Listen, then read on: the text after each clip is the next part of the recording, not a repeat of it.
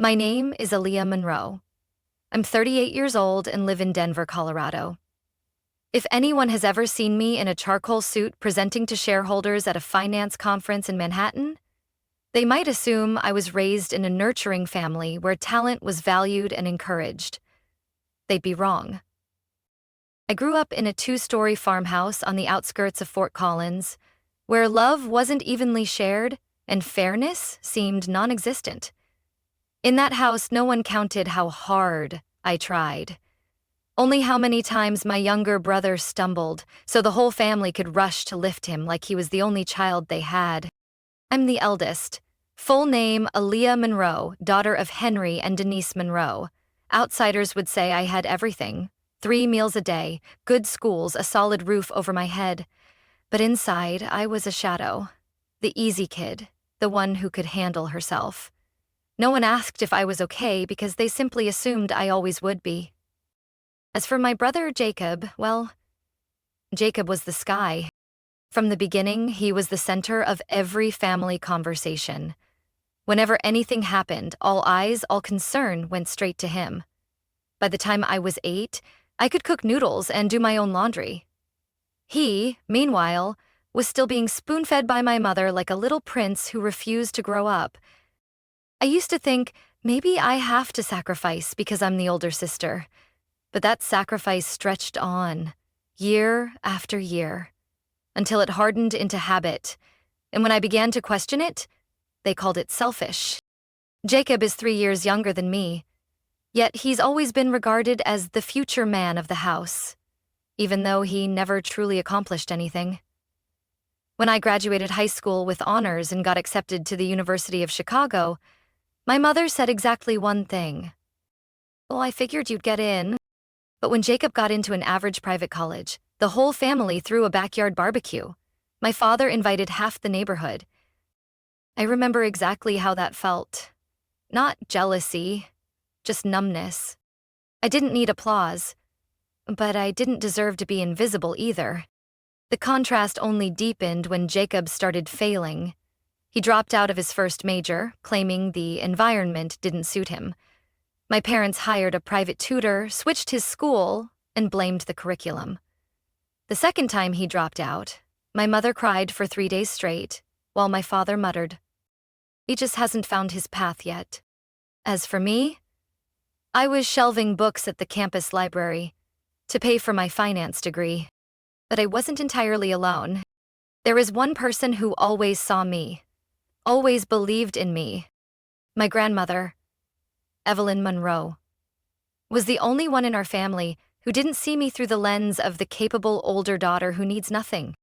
She had been widowed in her early 50s. Before that, she and my grandfather had built a construction supply company in Colorado. After he passed from a sudden stroke, she took over and turned it into a well-known regional firm. Every weekend, she'd invite me over, but instead of movies or shopping trips like other grandmas, she taught me how to read financial reports. When I was 12, she brought me to a shareholders meeting.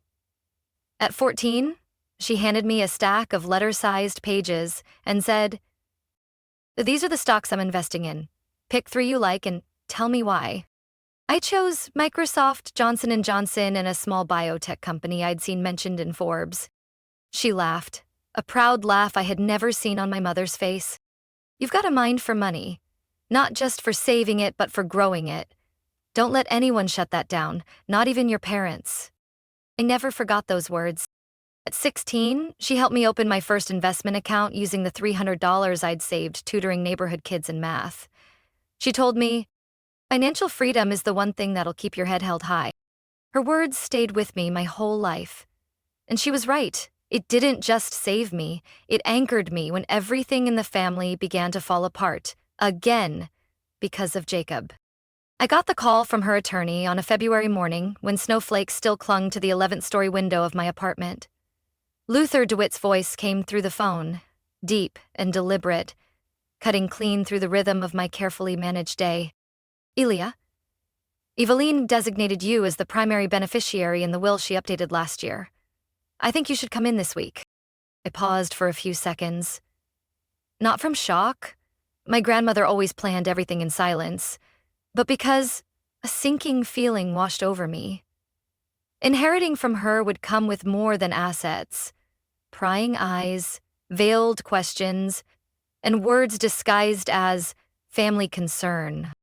3 days later, I sat in Luther's Denver office. Oak-paneled walls, the scent of old paper and leather, and on the desk, a full copy of her will.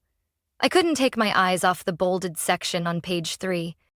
I leave all real property in Telluride, the investment portfolio including corporate bonds and clean energy equities, and all family heirlooms in my possession to my granddaughter, Aaliyah Monroe, trusting that she will honor, protect, and shield them from undue family influence.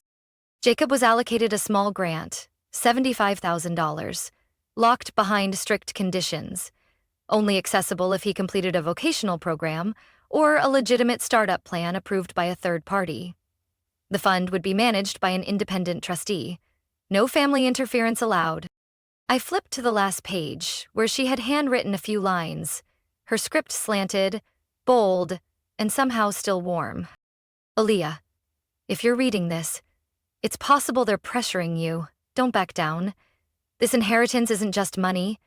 It's what I preserved my entire life. For someone worthy. They won't understand. They'll get angry. But stand firm. For you, for them, for those who came before. I folded the documents, took a long breath. Luther watched silently. I assume my parents don't know the specifics yet. They know she left assets, but not how it's divided. I think you should prepare yourself. I left with the copy in my bag, in a blizzard of memories swirling in my head like snow whipped over a mountaintop. 3 months earlier, at Evelyn's funeral in Fairmount Cemetery, my mother, Denise, kept a composed face, but her hands clenched tighter every time my name came up in the eulogy. My father, Henry, didn't bother hiding the fact that he avoided my gaze. Jacob arrived 17 minutes late in a wrinkled suit and stood at the front as if he were the centerpiece of grief. I don't hold it against them. But I'm not naive, either. Back in high school, Evelyn had once told me, if one day I leave you something big, you must understand. You won't just inherit value. You'll carry the burden of protecting it from those who'll try to twist it. I thought I understood. But it wasn't until I opened her personal safe that I felt the full weight of what she warned me about. And under stacks of investment folders and a faded velvet jewelry box, I found a slim binder, labeled Evelyn Monroe Fund for Sustainability Plan.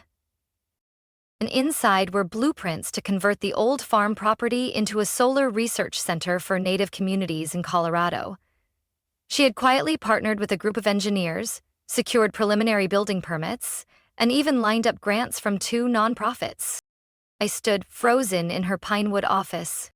Not for the money, but because her will still speaks to me, more clearly than any conversation I've ever had with my parents. When I left the Telluride house that evening, a light rain had begun to fall. The silver-gray roof trembled under the rhythm of raindrops. I turned back for one last look, my chest tight.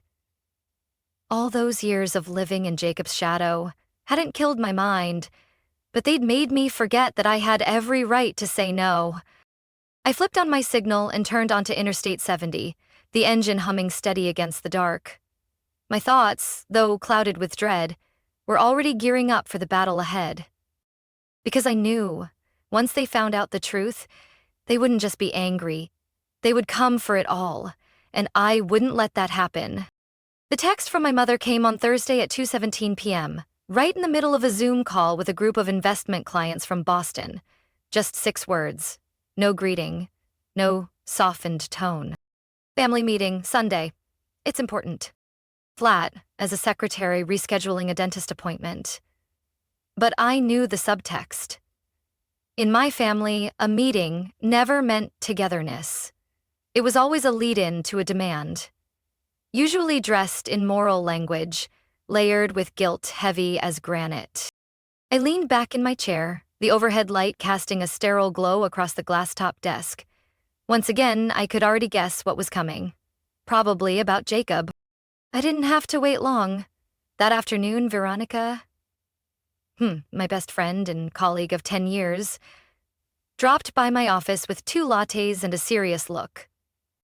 "What's wrong? You look like you're about to blow." I showed her the message. She raised an eyebrow, unsurprised. "Don't tell me this is about Jacob again." "I bet it's debt.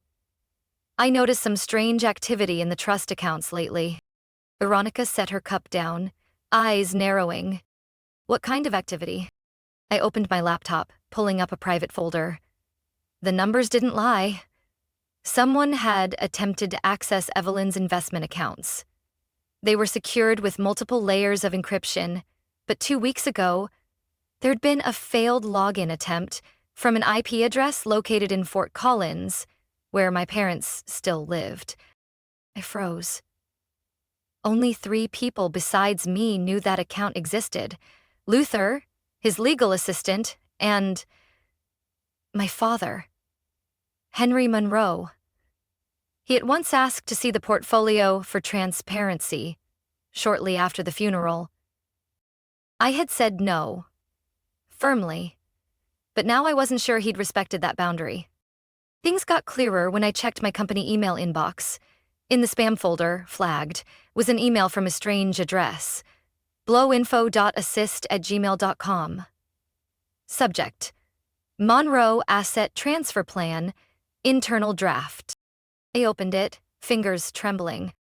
Inside was a PDF attachment labeled Confidential Draft, Family Trust Restructuring. The draft proposed the creation of something called the Monroe Family Stability Fund.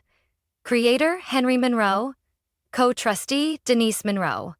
Flexible beneficiary, Jacob Monroe. My name was nowhere. The draft stated its goal: to consolidate all real estate holdings, investment portfolios, and valuable items currently under Aaliyah Monroe into a single family trust. This restructuring aims to ensure financial stability for the entire family. At the end of the file was a scanned handwritten note. "Aaliyah will resist at first, but just mention Jacob's danger. She'll fold. She always does. I left the office at 8 p.m. without saying a word. No music, no lights on in the car. Just those same 3 sentences repeating in my head. They've planned this. They think I'm easy to sway. They think I'll sacrifice myself again. Instead of heading home, I drove straight to the old family house in Fort Collins. I still had a key, left over from the days I house sat for them every winter when they went down to Florida. The porch light was off, but I saw a glow in the downstairs office window. I cut the engine and slipped in through the side kitchen door, the one Mom used for grocery runs. The house still smelled like her favorite curtain spray. I didn't flip a light switch, just went straight to Dad's office. There, on the desk, sat a wide-open file folder next to a half-drunk glass of whiskey. I leaned in and scanned the pages. It was the full version of the trust restructuring plan. Notes included a new lawyer, someone other than Luther. One section listed estimated asset values: sell Telluride home, approximate $4 million. Liquidate family heirloom jewelry, approximate $600,000. Transfer all clean energy stocks into flexible trust holdings. They were planning to dismantle everything my grandmother left behind. A thicker manila envelope caught my eye. Inside, I found a debt summary for Jacob, totaling nearly $320,000. It included Vegas casino markers, consumer credit cards, and one line item in red: private loan, non-bank source, due in 30 days. I took photos of every page, every note, every dollar, then carefully placed everything back as it was. They couldn't know I'd seen it. On the drive back to Denver, I didn't play music. Didn't call anyone. Just one thought beat steady in my mind. If they believed I'd stay quiet, they were in for a surprise. I met Avery Klein on Monday morning, just after dawn. Her office was on the 18th floor of a downtown Denver glass tower, a sharp contrast to Luther's old oak-paneled firm. Avery wasn't the type to wear vintage suits or carry leather briefcases. She wore a bone-colored blazer with razor-sharp seams, suede heels, and her handshake had the exact firmness of someone who didn't flinch under pressure. "Did you bring all the documents?" she asked briskly. I placed the file down. Asset sheets, will copies, screenshots of unauthorized documents, and especially the emails that spelled out my parents' intent. Avery skimmed through them, eyes like scalpels. "If what you're telling me is accurate, we can block any access attempt from their side. But we need to act fast. You have 3 days. Tops." I nodded. "Start now. I'm not letting them take a single penny from what my grandmother built." Avery turned to her assistant. "Call the property registrar. Begin title transfer of the Tellerite home into a new trust. Prepare formation docs for an irrevocable living trust under the name M Legacy Fund. Everything needs to be double-locked. Maximum confidentiality." That afternoon, I reached out to Luther to collect the remaining hard documents Evelyn had signed and asked him to assist with migrating the investment portfolio. He didn't ask many questions, just placed a hand on my shoulder and said, "Evelyn once told me, if there was anyone sharp enough to protect what she stood for, it was you. Now's the time to prove it." I didn't sleep that night. My mind spun with tax codes, processing timelines, and what might happen if they caught wind too early. I double encrypted every login, set my phone to silent, blocked all family contact. On the second day, I personally visited the bank that held the safe deposit box containing our family's heirloom jewelry and artifacts. Box number 227, deep in the basement behind concrete and fingerprint-locked steel. The staff led me into a private room. "How much time will you need?" 10 minutes. I can handle it myself." I opened the box.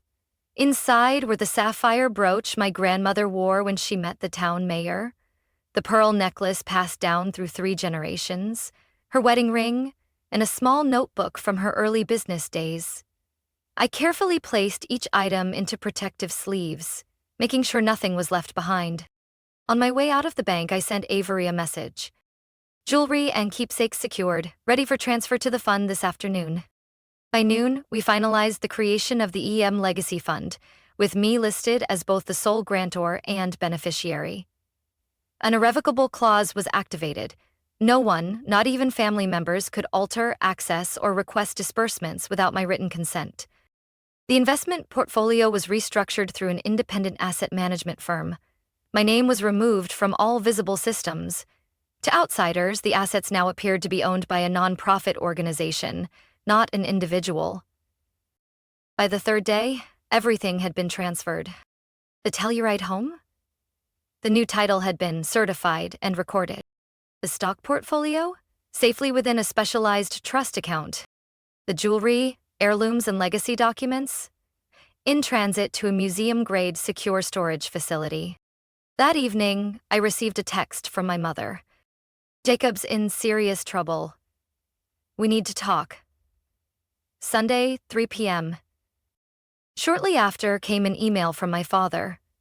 No greeting, no signature, just an attached document titled Asset Authorization, with a note. "We need you to sign this before the family's new attorney proceeds with consolidation."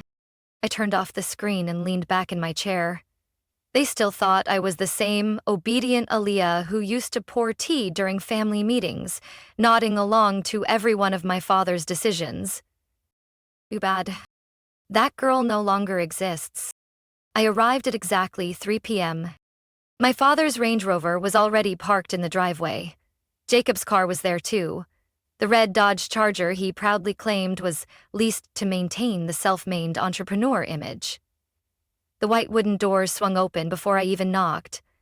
My mother stood there, her hair in a tight bun, a pearl bracelet on her wrist, her makeup meticulous, as if she were hosting a tea party, not staging a family-wide manipulation. "You're here, Aaliyah. Come in. Your father and Jacob are waiting." I stepped across the threshold. The familiar scent of Chanel No. 5 lingered in the air, like perfume infused with memories I wanted to forget. The living room looked like a staged set. Velvet couches, gleaming glass tables, neatly arranged documents at the center. My father, Henry, sat at the head of the table, white shirt buttoned to the collar, reading glasses perched on his nose. Jacob sat to his right, slouched in a wrinkled track jacket, looking tired but still clinging to his usual arrogance. I didn't sit. Let's begin. I don't have much time. My father cleared his throat, the same way he always did before slipping into his decision-maker persona. Aaliyah, we asked you here for a very serious matter. Our family is facing a significant crisis. Call it what it is, I cut in. Jacob is drowning in gambling debt. Close to $500,000, right? No immediate response. My mother pressed her lips together. Jacob rolled his eyes, tapping his fingers against his knee. My father set his pen down. So you already know? I know the creditors, the interest rates. I know the self-pay title is just code for unregulated loan sharks.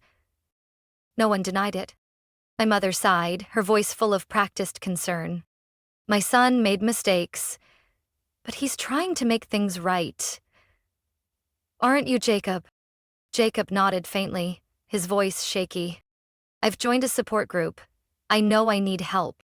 This help costs $443,000, I said. So, what's the plan? Sell Grandma's assets? Create a family trust? Pressure me into signing for shared future stability? My mother sat upright. You're too suspicious. This is all to protect Jacob. He's in danger. There are people out there. If they're truly dangerous, then the last thing we should do is keep digging the hole. But I get it now. I'm the fallback plan. I pulled out a folder from my bag and laid it on the glass table.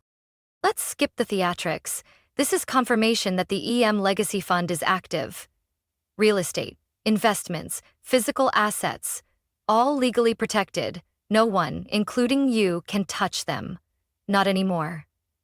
My father's face tightened. Jacob shot up from his seat. What the hell are you talking about? I'm saying the manipulation stops here. My mother looked at me like I'd just declared war. You can't be that selfish. We're family. Family doesn't draft secret consolidation documents, impersonate me to request paperwork, or write things like, she'll soften once Jacob's in danger. I locked eyes with her. Do you call that love, or is that just strategy? Jacob flung the papers across the table. Mom, don't waste your breath. She clearly doesn't care about any of us. I turned to my father. If you're thinking about legal action, go ahead. Avery Klein would love to dismantle a meritless case riddled with misrepresentation and false intent. Are you threatening your parents? My mother snapped. No. I'm protecting the only thing in this family that still holds any integrity, Grandma Evelyn's legacy. Silence. Only the ticking of the grandfather clock filled the room. Jacob slammed his fist on the table. Fine, let me die then. Let them come for me. You'll sleep just fine, won't you? You don't have to die, Jacob. But you can't keep living on someone else's dime. You need to stop. Take responsibility. What would you know? You've never failed. Wrong. You've never had to stand up alone. I've done it 100 times. With no one reaching out a hand. My mother suddenly softened. She leaned in, her hand resting gently on mine, as if slipping back into a maternal role. Aaliyah, you're capable. But surely, you're not heartless. Jacob is your blood. I calmly pulled my hand back. Blood doesn't mean a lifelong debt.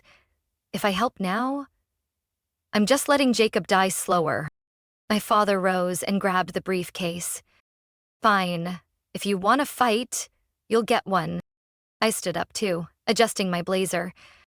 If it means keeping you from destroying what Grandma left behind, then yes. I'm ready. As I stepped out of that house, I didn't look back. Behind me, I could hear Jacob yelling, my mother calling my name like a drawn-out line from a worn-out stage play. But inside me, only one thing echoed. My grandmother's words, once written in the margins of her journal. Stand your ground. Because sometimes kindness is just another word for manipulation. The next morning, I got a call from an unfamiliar number.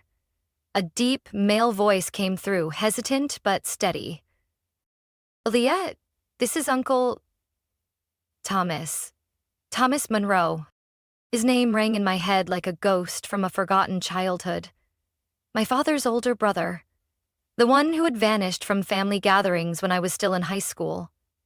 The whole family barely mentioned him, and when they did, it was in clipped phrases like, the traitor, the one who always made things difficult. I'm surprised you have my number. Luther gave it to me. He said you're in a complicated situation. I sat down, tightening my grip on the coffee mug. That's one way to put it. There are things you need to know.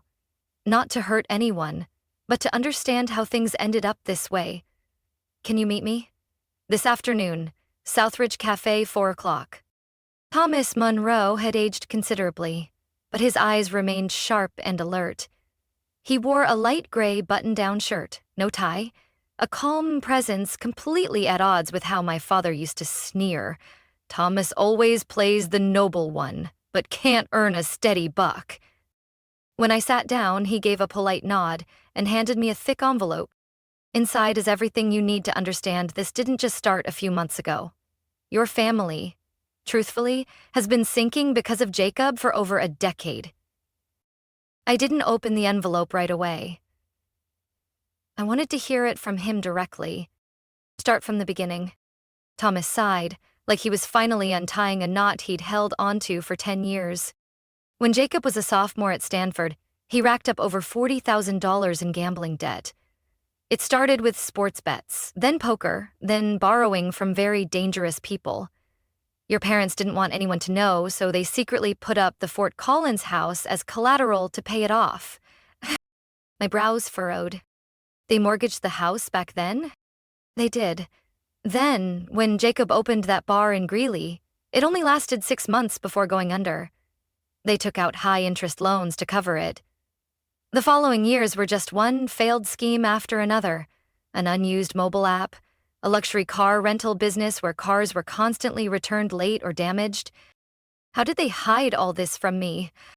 Thomas looked at me with sad eyes. Because you never asked for anything. You studied, worked, handled life yourself. And as long as you didn't ask, they didn't tell. What you don't know is that the house has been mortgaged a 3rd time. They've been living on credit, waiting for Evelyn's estate to be split. My fists clenched. It felt like a blade carving through my chest. They are completely drained. Thomas handed me a cup of hot tea. Even their retirement accounts were emptied. Your father lied and said he was making long-term investments. His law practice has lost clients to younger firms. Your mother sold part of her jewelry collection just to get by. I opened the envelope. Inside were bank statements, mortgage contracts, stock transfer forms, everything bearing original signatures. Each document was a paper cut to the heart. Not just because of the money, but because of the toxic silence stretched over the years. Why now? Because Luther called me. Said if anyone could help you see the full picture, it would be the man your father pushed aside to protect Jacob. I once invested in a small business with Henry. When it started losing money, I suggested we sell to minimize losses. Henry refused, said he needed Jacob to remain a founding partner. In the end, we both lost everything. I took a long breath. Why you left the family? Not exactly. I left because I realized I couldn't save people who keep choosing to protect the one doing the damage. But Evelyn kept in touch. She told me if things ever got out of hand, you would be the only one strong enough to stop it. I leaned back, feeling like a heavy dust had finally lifted from my memory. She always knew. Tomas nodded. And she believed in you, not to guard the money, but to guard what's right. Sometimes the only one who says no is the only one who still knows how to love properly. I looked out the window. A soft rain had started to fall, cool and sobering as it tapped the table. This fight wasn't about money anymore. It was about drawing the final line of clarity in a drifting family. 3 days after meeting Uncle Thomas, I sent a short email to my parents and Jacob. Sunday, 10 o'clock a.m. Location, my apartment. Full attendance. Mandatory. No one replied. But on Sunday morning, right on time, all three showed up. My father wore a full suit like he was heading to court. My mother had on an emerald velvet dress, her face painted to perfection like a porcelain mask. Jacob wore a gray hoodie, hands in his pockets. Gaze straight, but hollow. My penthouse wasn't decorated to entertain family. Everything was angular, clean, and left no room for emotional theater. In the center of the table were folders, pens, and 2 glasses of water.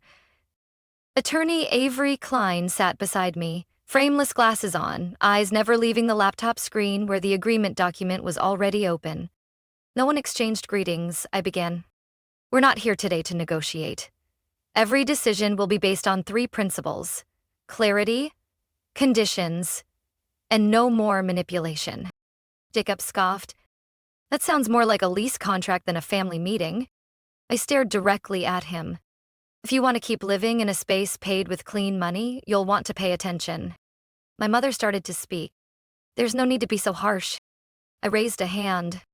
Now, part 1. About Jacob. You'll be fully funded to enter an inpatient program at Cedar Path Recovery Center, a facility specializing in financial addiction and risk behavior treatment. The program runs for 90 days. I'll cover all costs with my personal funds. This has nothing to do with Grandma Evelyn's estate. Jacob's eyes widened. You're putting me in rehab? You put yourself there. I'm just giving you one last off-ramp. If you refuse, all support ends immediately, including legal protection. My father leaned forward. That's coercion. No. That's a boundary. Moving on. Your finances. I opened a file and slid it toward my father. This is a debt restructuring plan drawn up by an independent advisor. It includes selling your current house, moving to a smaller apartment, consolidating high-interest loans into one manageable one, and stopping all new borrowing. My mother hissed quietly. Sell the house? Your father built that with his own hands and mortgaged it 3 times to pay Jacob's debts. No one has the emotional right to call it a family symbol anymore. I opened the 3rd folder. Regarding Jacob's current debt, total is $442,600. Of that, only $318,000 is legal: bank loans, credit cards, and registered financial institutions. The rest? No contracts, illegal interest rates. I'm not paying. Jacob stayed silent. My mother was about to object, but Avery spoke up for the first time. If you try to pay off unverified debt, you're enabling loan sharks. Miss Monroe isn't breaking the law. She's keeping you from committing a crime. I closed the folder. If Jacob completes treatment and shows progress through clinical evaluations, I will assist in negotiating those legal debts, but I will not transfer a cent to anyone, while there's even a hint of relapse. Jacob whispered, What if I fail? Then you'll have to learn to face the consequences. No one can live someone else's life forever. My father shook his head. And Evelyn? She wanted this family to stay together, not by buying forgiveness with money. She left her estate so we could learn to stand up, not so everyone could keep leaning on it. The room fell silent. No one signed anything, not yet. I didn't need their signatures. This wasn't a contract. It was a turning point. I didn't come here to beg for love. I came to say this. Things have changed. If anyone in this family wants to save themselves, now's the time. I've done my part. Jacob looked at me, no longer defiant, just tired. When's he check in? Monday. I've reserved your spot. My mother wiped away tears but stayed quiet. My father turned away, fingers tapping lightly on the wooden table as if weighing his final move. I stood up. This meeting is over. If you want a fresh start, begin with honesty. The November afternoon in Telluride was thin with clouds, the scent of damp pine mixing with the chill like velvet wrapped around a white timber house. I stood on the porch, hands wrapped around a steaming mug of mint tea. In the yard, the last red maple leaves twirled down onto the dark earth, landing on the stone path I had just restored. The home Evelyn left me after months of historically accurate renovations felt settled now, truly mine. Everything preserved per her notes. The red oak handrails, the handcrafted stained glass above the kitchen. Inside, the reading room still held the brown leather chair she'd sit in each evening. The brass floor lamp still cast a warm glow on the shelf lined with old leather-bound books. I placed a small photo on the side table. The two of us on a trip when I was 16. Her hand resting on my shoulder, her smile saying more than words could. 3 days ago, Jacob called. "Got a minute? I'd like to give you an update." I agreed. We met at a small coffee shop on Pearl Street in Boulder, where he was temporarily staying in a transitional housing unit after treatment. Jacob looked thinner, but the panic in his eyes had faded. "I'm working at a plant nursery. It's light work, but I like it. Seeing greenery every morning. It quiets the noise in my head." "And your support group?" "I still go regularly, 3 nights a week. Some younger folks text me for help with homework or emotional stuff. It feels like I'm not a spare part anymore." I didn't respond right away. A part of me remained cautious, but another part quietly hoped. "You've come halfway. Don't stop now." He nodded. When we parted, Jacob didn't ask for anything. No guilt trips, just a simple, "Thanks for not throwing me away, even though you had every reason to." I didn't reply. I didn't need to. That sentence was enough. My parents now lived in a 2-bedroom apartment in Littleton. The Fort Collins house had been sold. Most of the proceeds went toward debts. They no longer vacationed in Palm Springs or hosted cocktail parties. My mother enrolled in cooking classes at the local community center. My father, after some resistance, took a position as a legal associate at a younger law firm. Less prestige, more stability. I didn't visit often, but we spoke regularly.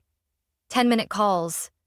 Just enough to keep the thread intact, but not so tight it choked me like before. That evening, while reorganizing the bottom drawer beneath the bookshelf, I found a small velvet box tied with ivory ribbon. No label. No note. I opened it. Inside was an emerald necklace Evelyn had only worn on the most formal occasions. Tucked underneath, a folded letter sealed with red wax, her handwriting unmistakable. My hands trembled as I opened it. "Dear Aaliyah, if you're reading this, it means you chose to stay. You chose to hold on to what no one else in this family dared. Strength matched with grace. I didn't leave the estate to you because I believed you were good with numbers. I left it because you're the only one who understands that money isn't the goal. It's the means to protect what matters. True legacy, Aaliyah, isn't in savings accounts or shares. It's in the ability to say no when others want you to forget your worth in exchange for counterfeit peace. Family may change, or not, but you already have. I'm proud of you. Evelyn." I placed the letter back inside and closed the box gently. The room felt quieter, as if the walls themselves could hear my heartbeat. Outside, snow began to fall. Slightly, just enough to dust the stone path, coat the pine wood eaves, and make the lights inside sparkle like little crystals through the windows. I didn't need anything else. The legacy was here. In the stillness. In the boundaries. In every breath. No longer controlled by anyone but me. Aaliyah's story is a reminder that being born into a family doesn't always mean being loved the right way. She found the courage to draw a line and stepped away from the role of the fixer to honor what truly mattered. In real life, her journey reminds us that kindness should never be used as an excuse for others to take advantage. Sometimes the greatest strength isn't forgiveness. It's having the power to say enough and to live by our own truth no matter what others expect. What do you think of Aaliyah's choices? Would you have the courage to set those boundaries? Share your thoughts in the comments. Don't forget to follow the channel for more powerful family stories and personal journeys.